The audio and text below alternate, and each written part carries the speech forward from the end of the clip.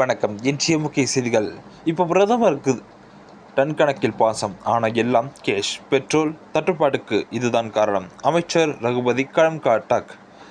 தேர்தல் நெருங்கிவிட்டதாலோ பிரதமர் மோடிக்கு தமிழகத்தின் மீது டன் கணக்கில் பாசம் பொங்கி வருவதாக சட்டத்துறை அமைச்சர் ரகுபதி மிக கடுமையாக விமர்சித்துள்ளார்.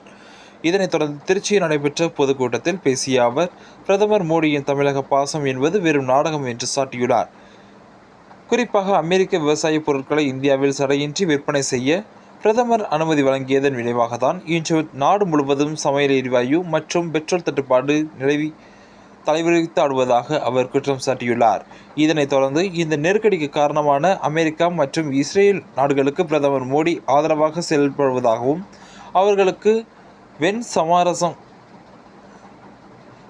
சாமரம் வீசிக்கொண்டிருப்பதாகவும் ரகுபதி ஆக்ரோஷமாக பேசியுள்ளார். அமைச்சரின் இந்த பேச்சு அரசியல் வட்டாரத்தில் பெரும் அனலை கிளப்பியுள்ளது என்பது குறிப்பிடத்தக்கது.